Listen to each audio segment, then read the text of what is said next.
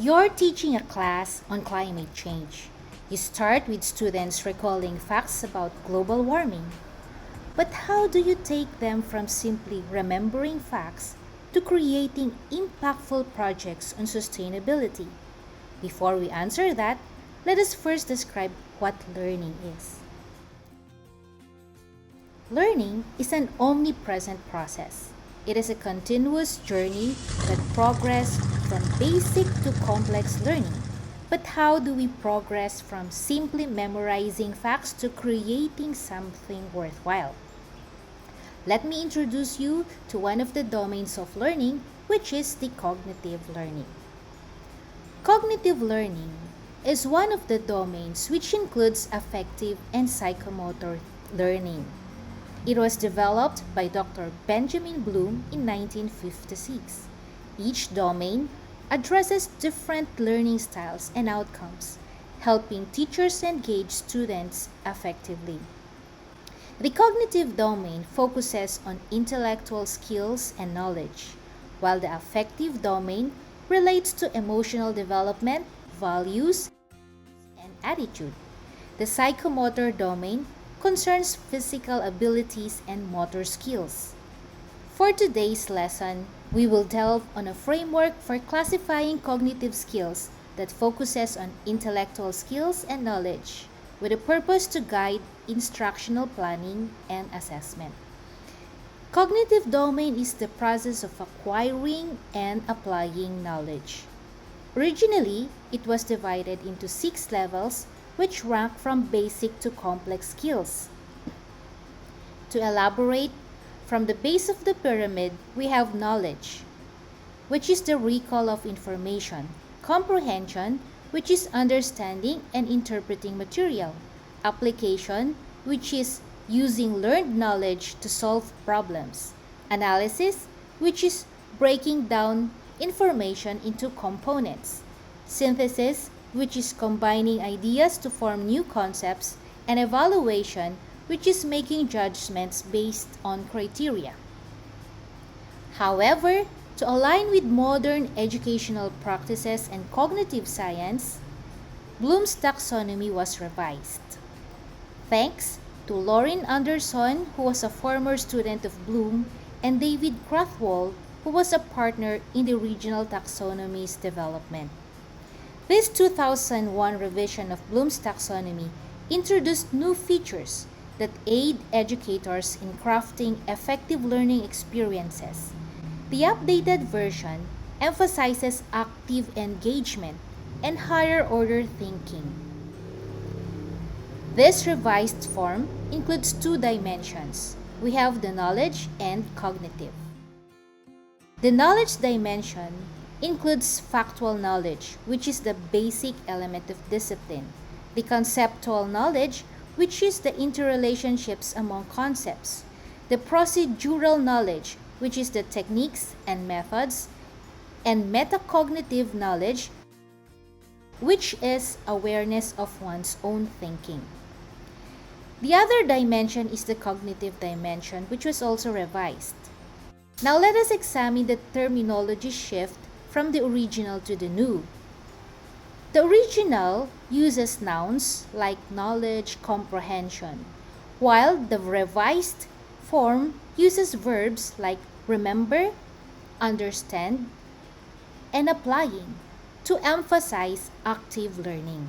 To delve further on the revised version, the levels of learning from the basic to the more complex are remember level, which is retrieve information. Next level is the understand, which is to construct meaning, followed by apply, which is to use knowledge to new situations. Then we analyze, which is to break down information.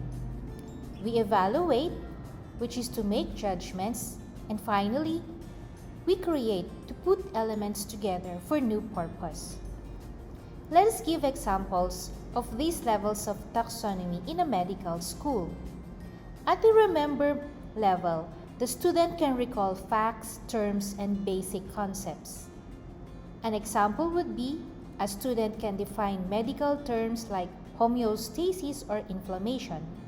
At the understand level, students can understand and explain concepts in their own words.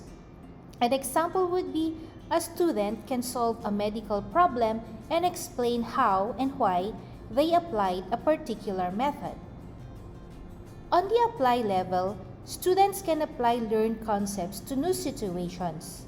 Example would be a student identifies appropriate medical treatment based on symptoms and applies it. At the analyze level, students break down information into parts and understand how those parts are related. An example would be a student explains why a certain treatment works by analyzing the underlying biological mechanisms. At the evaluate level, students can critically evaluate different solutions and choose the best one based on criteria. Example would be a student compares various treatment options for a patient and selects the one that is most effective. And finally, at the create level, students can combine elements to form a new whole or propose innovative solutions. An example would be a student creates a treatment plan by integrating knowledge from different medical disciplines. Let us examine the key insights of the taxonomy. The higher cognitive levels require foundational skills from lower levels. Skills become relevant to real-life applications as one progresses up the hierarchy. The importance of understanding the hierarchy is that understanding the hierarchy helps both teachers and learners recognize prerequisite skills necessary for advanced learning. Lower level skills are foundational and must be mastered to effectively engage with more complex tasks. The lower level cognitive skills should be introduced in foundational courses. Higher level skills should be reinforced in advanced coursework. Development of these skills promotes lifelong learning. By invoking learning skills across different process areas, we enrich course activities. This method also encourages growth in cognitive performance regardless of a student's current state of skill development. For our key takeaways, Bloom's taxonomy offers a roadmap for both teaching and learning, ensuring a comprehensive understanding of material at all cognitive levels. It also provides a way to progressively build critical thinking and problem-solving skills in students. Now, for our exit question, which level of Bloom's taxonomy focuses on a student's ability to combine elements to create something new?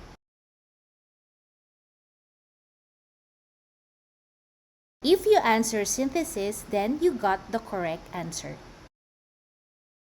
Next question. Why is it important for students to master lower-level cognitive skills before engaging with higher-level processes?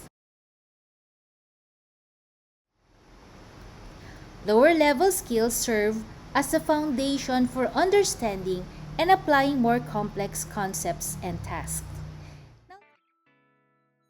Now that we have learned the basics of the Bloom's learning domain of cognitive learning, let us try applying it. Think of a recent lesson you have taught. Reflect on the teaching strategy used in that lesson and identify which level of Bloom's taxonomy was emphasized.